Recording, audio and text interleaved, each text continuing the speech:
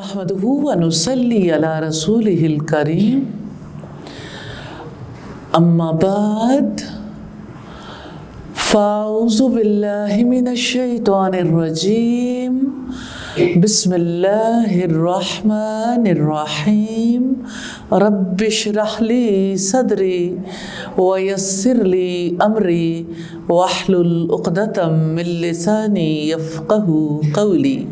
आज हम जिस मौजू पर बात करने जा रहे हैं, मौजू अगरचे आखिरत के हवाले से है, क्या खोया क्या पाया, लेकिन उसका ताल्लुक़ हमारी ज़िंदगी से है।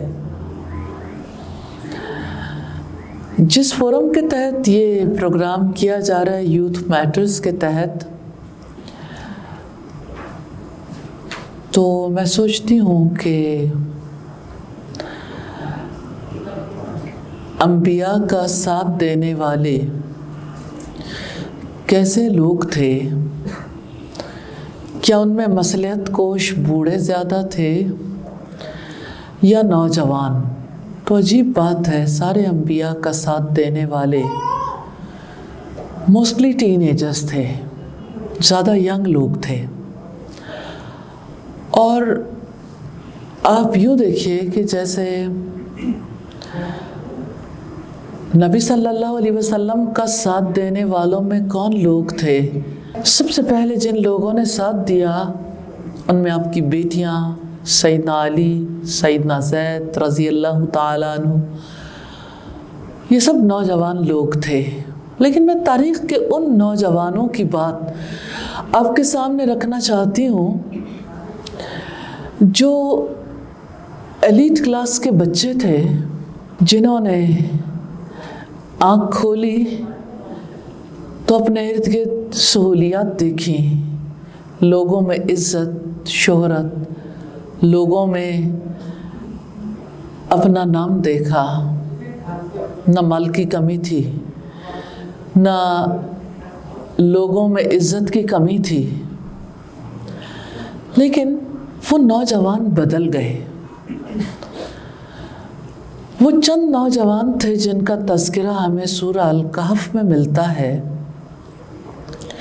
जो अपने रब पर ईमान ले आए, जिन्होंने सैयदना ईसा अलैहिस्सलाम की तालीमात पर ईमान लाना ज़रूरी ख़याल किया, और उनके घर वाले उनके मुखालिफ हो गए। मुखालफत इस हद तक बढ़ी कि उन्हें जान का ख़तरा लाहक हो गया, और जान से बढ़कर भी ईमान का ख़तरा, तो उन्होंने एक गार में पनाह ली। आज और रहती दुनिया तक उन नौजवानों की यादें सबके दिलों को ईमान की ताज़गी देती रहेंगी इंशाअल्लाह, क्योंकि दुनिया भर में उन 7 स्लीपर्स का तज़किरा होता रहता है। आप भी सर्च करना चाहें तो आपके लिए मुश्किल नहीं, कुरान से, हदीस से या दूसरे सोर्सेस से वो नौजवान थे जिन्होंने हक़ को कबूल कर लिया था, जिनके लिए ज़िंदगी के मानी बदल गए थे, जबकि उसके मुकाबले में उनके घर वालों के लिए ज़िंदगी की हकीकत मुख्तलिफ थी। आज भी क्या ऐसा नहीं है? हम भी ऐसे दौर में रहते हैं जहाँ लोगों के लिए ज़ुबान से कलेमा कह देना काफ़ी है। जब हम कहते हैं ला इलाहा इल्लल्लाह, अल्लाह ताला के सिवा कोई माबूद नहीं, एक एथियस्ट जो है ला इलाह तक ठहर जाता है कि कोई इलाह नहीं। एक मुसलमान कहता है इल्लल्लाह, सिवाय अल्लाह ताला के। लेकिन कितनी अजीब बात है कि दुनिया में इंसान एक इलाह का इकरार करे, लेकिन वो एथियस्ट हो, तब भी उसके लिए भी कुछ चीज़ें बहुत इम्पॉर्टेंट हैं। हर एक के लिए कोई ना कोई चीज़ ऐसी है जो उसके दिल में बस जाती है, जिसके लिए वो जीता है। अल्लाह ताला ने हमें अपने लिए पैदा किया है। शेख सौले इब्न उसैमीन अक़ीदा वास्तिया की शरह के मुक़दमे में लिखते हैं, हम सब अल्लाह ताला के लिए पैदा किए गए। हमारी ज़िंदगी का मकसद इबादत है ताकि हमारे दिल मोहब्बत और ताज़ीम से अल्लाह ताला से जुड़ जाएं। यह है ज़िंदगी का मकसद जिसको असहाबे काफ ने पहचान लिया था, उन चंद नौजवानों ने जिन्हें सोसाइटी में कहीं पनाह नहीं मिली, क्योंकि उनका तो एक रब था, लेकिन सोसाइटी में लोगों के कई इलाह, कई रब थे। किसी के लिए माल इलाह है, कोई माल के लिए जीता है, कोई गुड एजुकेशन के लिए जीता है, कोई अच्छी जॉब के लिए जीता है, कोई बिजनेस करने के लिए जीता है, कोई अपनी औलाद के लिए जीता है। जिधर तक भी नज़र दौड़ाएं माबूद ही माबूद हैं। अल्लाह ताला अपनी किताब में फरमाते हैं, अफ़राइता मन इत्तख़ज़ इलाहहु हवाहु, क्या आपने ऐसे शख्स को देखा है जिसने अपनी ख्वाहिश को अपना माबूद बना लिया हो। तो ख्वाहिशात किसी भी किस्म की हो, जब वो माबूद का दर्जा हासिल कर लेती हैं तो तौहीद ख़त्म हो जाती है, तौहीद की जगह पे शिर्क आ जाता है। तो वो चंद नौजवान ऐसे थे जिन्होंने तौहीद का इकरार किया था, जिन्होंने ज़िंदगी के मानी समझ लिए थे, जिन्होंने ज़िंदगी का मकसद, ज़िंदगी की हकीकत समझ ली थी, जिसकी वजह से वो अपनी ज़िंदगी से वो कुछ कशीद करके ले गए कि आज दुनिया उन पर नाज करती है। मैं सोचती हूँ असहाबे काफ को अपनी ज़िंदगी से क्या मिला? उन्हें उनका इलाह मिल गया, उन्हें उसकी मोहब्बत मिल गई। आज अगर कोई ये देखना चाहे कि जिनके पास माल था, जिनके पास इख्तिदार था, क्या वो दुनिया में, इस दुनिया में ज़िंदा रहने के काबिल रह गए? मौत तो अपने वक्त पर आती है और फिर जो फना के घाट उतर जाता है कभी वापस लौट कर नहीं आता। मैं सोचती हूँ, देखें, अगर ज़िंदगी में महज इतना ही होता ना कि सब ने फना हो जाना है, फिर कभी दोबारा ज़िंदगी नहीं मिलनी, तो मामला इतना दहशतनाक नहीं था। लेकिन इस ज़िंदगी के बाद दोबारा जो ज़िंदगी मिलनी है, उस ज़िंदगी में हमारा हिसाब किताब होना है और हमारे अमाल के मुताबिक हमें जज़ा या सज़ा मिलनी है। ये मामला इंसान के लिए बहुत परेशान कुन हो जाता है, क्योंकि हर एक ने अपने रब के सामने हाजिर होना है, जवाब देना है। तारीख़ के औराक उलट कर देखें तो ये कहानी, ये हकीकत अक्सर कौमों को समझ नहीं आई। आप तारीख़ की उस कौम की बात करें जिसने सबसे पहले बुतों की परस्तिश की थी, कौम नूह। कौम नूह अपने आप को बड़ा प्राउड फील करते थे। वो लोग अपनी इकोनॉमी पर, अपनी दानिश पर, कैसे अल्लाह ताला के पानी ने वो आसमान से बरसा या ज़मीन ने उगला, उनको सफ़े हस्ती से मिटा दिया। क्या पाया कौम नूह ने और क्या खो दिया कौम नूह ने?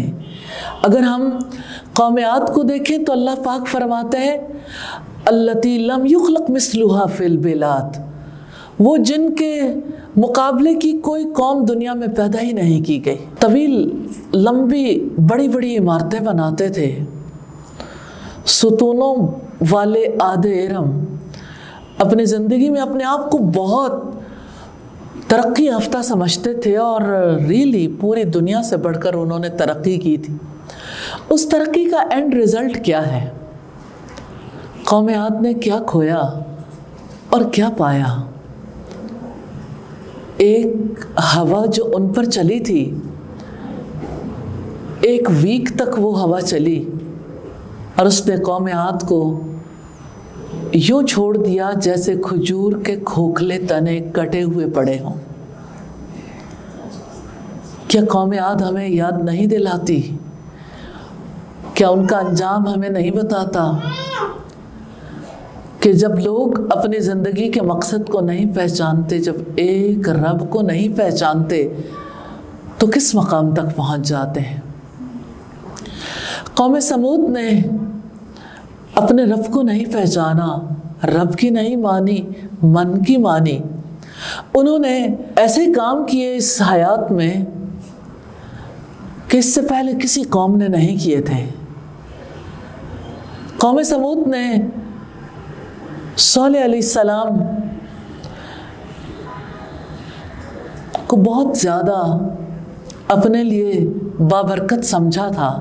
وہ سمجھتے تھے کہ جس طرح سے ہم نے ترقی کی، ہم نے حادثات سے بچنے کے لیے جیسے پہاڑوں کو کھود کھود کر گھر بنائے، اور تاریخ میں اپنی مثال آپ ہیں، وہ آج بھی ان کے کھودے ہوئے گھر دنیا میں ملتے ہیں۔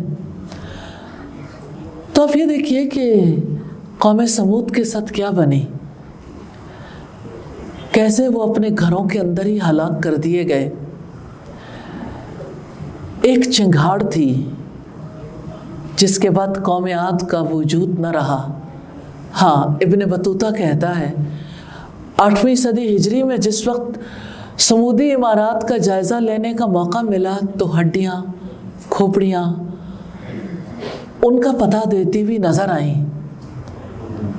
اس مال نے انہیں کیا دیا، اس اقتدار نے اور اس ٹیکنالوجی نے انہیں کیا دیا۔ آج ان کی داستان باقی ہے، لیکن زندگی سے نفع اٹھانے والے باقی نہیں ہیں۔ نیچرلی انہوں نے زندگی سے جو نفع اٹھانا چاہیے تھا وہ نہیں اٹھایا۔ قوم لوط کی بات کریں تو آج کی دنیا قوم لوط کو فالو کر رہی ہے۔ آج دنیا میں فطرت سے ہٹ کر جو زندگی کا نقشہ بنانے کی کوشش کی جا رہی ہے، اس دنیا کی زمین کی زندگی کو بہتر بنانے کے لیے، کیا یہی سب سے بڑا خواب ہے؟ اپنے پہلے لوگوں سے عبرت حاصل کرنے کی کتنی ضرورت ہے۔ میں نے یہ چند مثالیں اس لیے سامنے رکھی ہیں کہ بحیثیت قوم کے دنیا میں بہت ترقیاں نظر آتی ہیں، لیکن ان ترقیوں نے انسان کو کیا دیا؟ انسان نے ان ترقیوں سے کیا پایا اور کیا کھو دیا؟ اقبال کہتا ہے ڈھونڈنے والا ستاروں کی گزرگاہوں کا اپنے افکار کی دنیا کا سفر کر نہ سکا، وہ جس نے سورج کی شعاؤں کو گرفتار کیا زندگی کی شب تاریک سحر کر نہ سکا۔ سوال یہ پیدا ہوتا ہے کہ یہ زندگی کی شب تاریک کیا ہے؟ زندگی کی حقیقت سے ناواقفیت، زندگی کے مقصد سے ناواقفیت۔ کیا انسان محض اس لیے پیدا ہوئے کہ وہ کھا لیں پی لیں جی لیں؟ کیا انسان محض اس لیے پیدا ہوئے کہ وہ مال بنا لیں، اپنے بزنس کو بڑھا لیں، دنیا میں نام کما لیں؟ کیا زندگی محض یہی زندگی ہے یا اس کے بعد اور زندگی آنی ہے؟ اصحاب کہف نے سمجھ لیا تھا کہ اس زندگی کے بعد ایک اور زندگی آنے والی ہے، اس لیے انہوں نے نعمتوں کو چھوڑ کر غار میں رہنا پسند کر لیا تاکہ اپنے ایمان کو بچا سکیں۔ ریلی یہ جو کوششیں ہیں یہ بھی اسی مقصد کے لیے ہیں کہ لوگ اپنے ایمان کو بچانے کے قابل ہو سکیں۔ ہم سب جو اس وقت پہ یہاں اکٹھے ہیں، ہمارے اکٹھے ہونے کا مقصد بھی ہے کہ ہم یہ جائزہ لیں کہ ہم نے اپنی زندگی کے مقصد کو کتنا پہچانا، ہم نے زندگی سے کیا پا لیا اور اس زندگی میں کیا کچھ کھو بیٹھے ہیں. ہمیں وقت ملا, ہمیں اللہ تعالیٰ کی جانب سے زندگی میں کیا کچھ نہیں ملا, صلاحیتیں ملی, مال ملا, اور اللہ تعالیٰ نے رشتے دیے. ہم نے اس زندگی سے کیا کچھ کشید کیا. کون ہے جو زندگی سے نفع حاصل کرتا ہے اور کون ہے جو نقصان حاصل کرتا ہے؟ اللہ رب العزت نے اس بارے میں قرآن مجید میں جا بجا احساس دلایا ہے. جیسے ایک منظر ہے جو ہمیں سورہ الحاقہ میں نظر آتا ہے. 2 طرح کے انسان, جن میں سے ایک وہ ہے جو حشر کے میدان میں اعمال کی جواب دہی کے موقع پر اس بات کا اعتراف کرتا ہے, لیکن اس اعتراف کا نفع نصیب نہیں ہو سکتا. ما اغنی عنی مالیہ, میرا مال میرے کسی کام نہ آیا. ہلک عنی سلطانیہ, میرا سارا اقتدار جاتا رہا. ایک انسان اگر زندگی میں ساری نعمتیں پانے کے باوجود اپنی آنے والی زندگی کے لیے کچھ بھی کرنا پائے تو کیا وہ دیوالیہ نہیں ہو جاتا؟ کیا سب کچھ اس کا ٹوٹل لاس میں نہیں چلا جاتا؟ زندگی تو اس لیے ملی ہے کہ اس زندگی کو زندگی دینے والے کے حکم کے مطابق بسر کیا جائے. زندگی کی حقیقت کو جان کے, زندگی کی حقیقت کو سمجھ کر زندگی کو اس مقصد کے لیے لگایا جائے. میں ایک دفعہ پھر وہیں آنا چاہوں گی جو بات شیخ صالح ابن عثیمین نے کہی کہ ہم سب اللہ تعالیٰ کے لیے پیدا کیے گئے. ایک اتنی سادہ سی بات ہے جو انسانوں کو سمجھ نہیں آتی کہ ہم کیوں پیدا کیے گئے. رب العزت نے فرمایا وَمَا خَلَقْتُ الْجِنَّ وَالْإِنسَ إِلَّا لِيَعْبُدُونَ, میں نے جنوں اور انسانوں کو اپنی عبادت کے ماں سوا کسی اور مقصد کے لیے پیدا نہیں کیا. تو جنوں کی تخلیق کا, انسانوں کی تخلیق کا مقصد یہ ہے کہ وہ اللہ تعالیٰ کی عبادت کریں. کتنی عجیب بات ہے کہ انسان اپنے ارد گرد کی مخلوقات کو دیکھتا ہے, ہر مخلوق اپنی زندگی کا مقصد پورا کر رہی ہے, لیکن انسانوں کو سب سے بڑھ کر عقل عطا کی گئی اور انسان اس عقل کو پا کر, وحی کے علم کو پا کر بھی اپنی مرضی کی زندگی گزارنا چاہتے ہیں. اب دیکھیے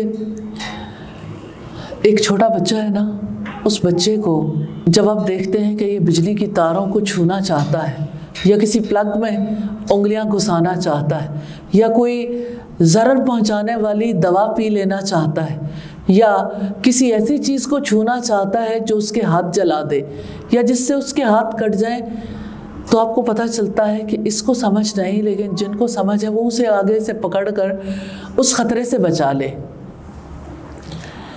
تو اصل بات یہ ہے کہ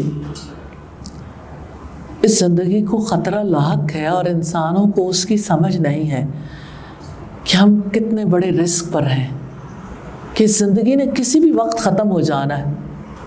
ایک فرانسیسی مصنف ہے, اس نے اپنی کتاب لکھی جس کا نام ہے 25واں گھنٹہ.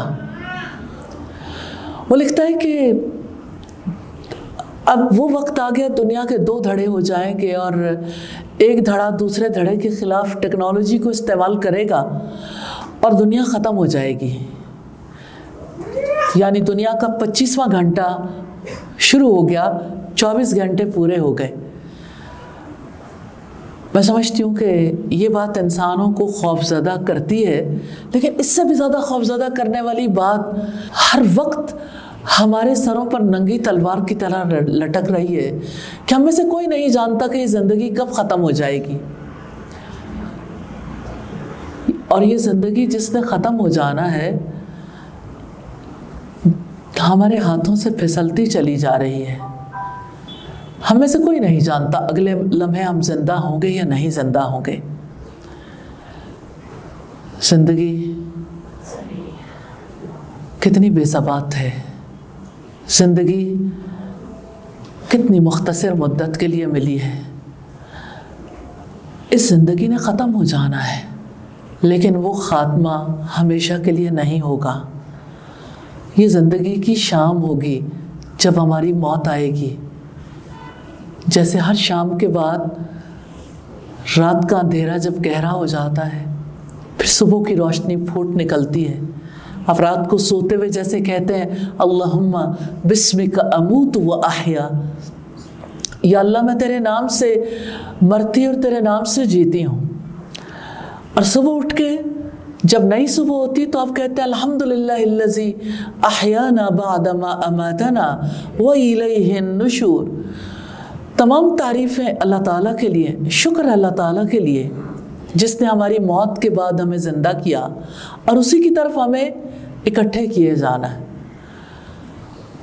تو آپ یہ دیکھیے کہ ہر رات میں ہم آدھی موت کا تجربہ کرتے ہیں اور ہر صبح کو ہم بیدار ہوتے ہیں.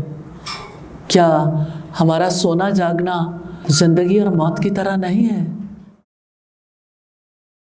وہ موت جو ہماری زندگی کا خاتمہ کرے گی، اس کے بعد ایک نیا سویرا ہوگا، ایک نئی زندگی ہوگی.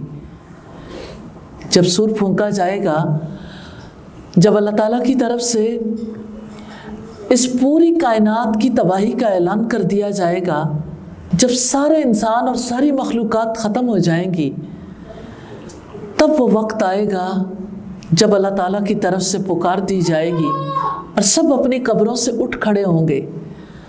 اس وقت ایک کافر پوچھے گا اور ایک نہیں ہوگا، سارے ہی من بعثنا من مرقدنا، کس نے ہماری قبروں سے ہمیں اٹھا کھڑا کیا؟ اس وقت جواب دیں گے ایمان والے ھذا ما وعد الرحمن، یہ ہے جس کا رحمان نے ہم سے وعدہ کیا تھا اور رسولوں نے سچ کہا تھا. اس اگلی زندگی کا جب آغاز ہوگا، موت کو ذبح کر دیا جائے گا، پھر کبھی کسی کو موت نہیں آئے گی. اس زندگی میں ہم اپنے لیے سب کچھ خود طے نہیں کر سکتے، اگرچہ طے کرنے کی کوشش کرتے ہیں. اس زندگی میں ہمارا رزق، ہماری عمر اور ہمارا شقی یا سعید ہونا اللہ تعالیٰ نے لکھ رکھا ہے، یہ ہماری تقدیر میں ہے.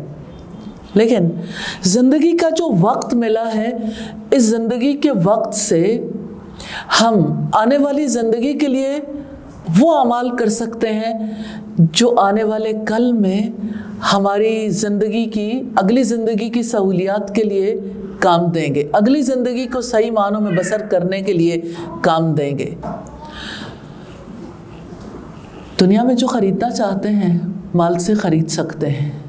مال یہاں کی کرنسی ہے، چاہے وہ کوئی بھی ہو، کسی بھی صورت میں ہو، ڈیجیٹل کرنسی ہو یا گولڈ ہو یا پیپر کرنسی ہو. آپ مال سے بہت کچھ خرید سکتے ہیں. جس اگلی زندگی میں ہم نے جانا ہے، اس کی کرنسی ہمارے اعمال ہیں. اعمال، وہ صالح اعمال جو ہمارے مقصد زندگی کو پورا کرنے والے اعمال ہیں. کیونکہ اللہ تعالیٰ نے ہمیں اپنے لیے بنایا. اللہ تعالیٰ نے ہمیں اس لیے بنایا تاکہ ہم اپنی فطرت کے مطابق زندگی بسر کرنے کے قابل ہو جائیں. فطرت کے مطابق زندگی بسر کرنے والا ہی کامیاب ہے. اور اللہ تعالیٰ نے زندگی بسر کرنے کے جو طریقے، جو اصول ہمیں دیے ہیں، جو دین ہمیں دیا ہے، یہ فطری دین ہے.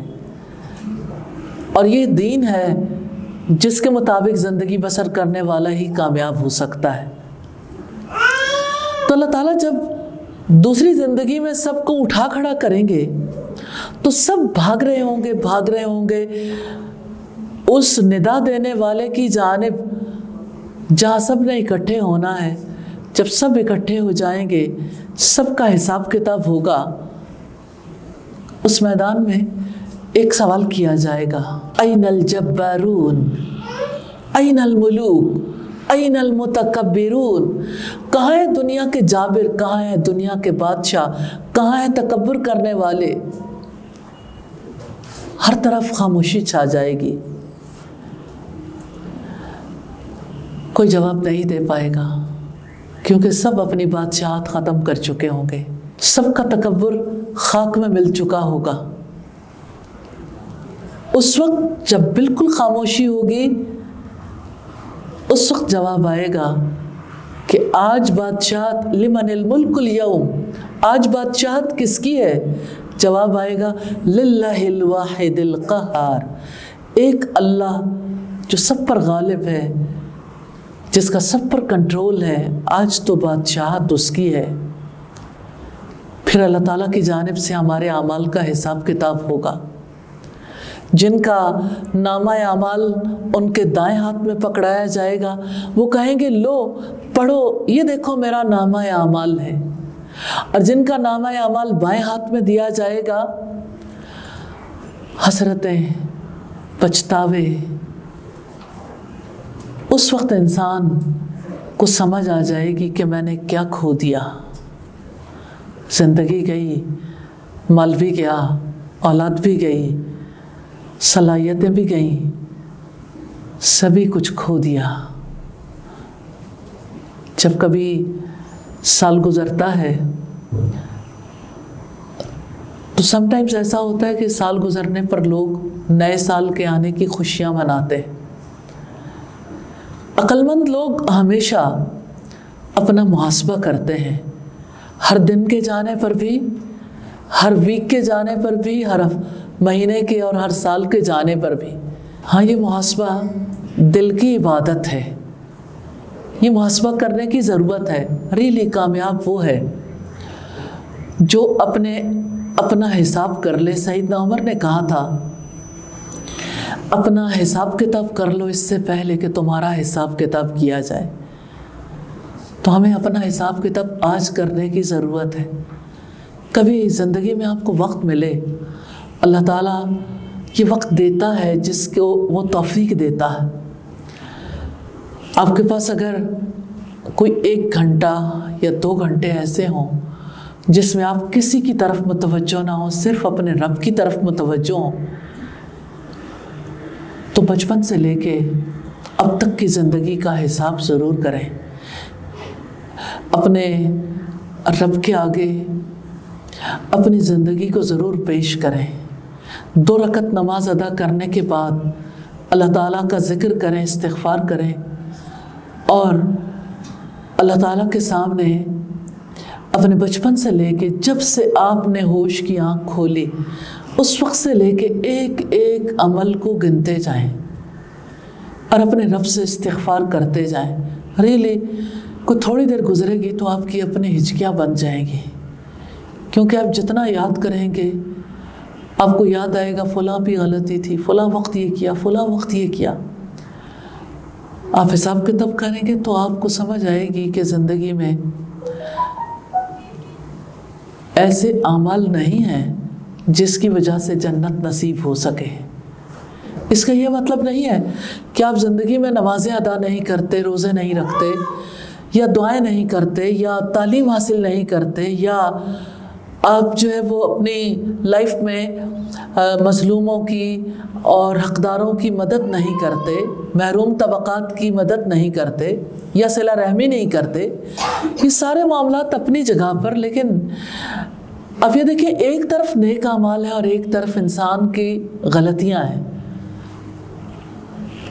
کبھی زبان سے غلطی ہوتی ہے، کبھی انسان اپنے دل میں بدگمانیاں پالتا ہے، کسی کے بارے میں کینہ، کسی کے بارے میں بغض دل کے اندر رکھتا ہے، کبھی انسان زبان سے کسی کی غیبت کرتا ہے، چغلی کرتا ہے، کبھی کسی کی امیج بریکنگ کرتا ہے۔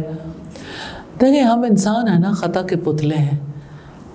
ہمارا دل، ہماری زبان، ہمارے اعضاء جتنی غلطیاں کرتے رہے، اگر ان غلطیوں میں سے ایک ایک کو یاد کر کے اپنے رب سے استغفار کریں گے تو آخر میں آپ کی ایسی حالت ہو جائے گی، آپ کو صاف نظر آنے لگ جائے گا کہ میں نے کیا کھویا اور میں نے کیا پایا زندگی سے۔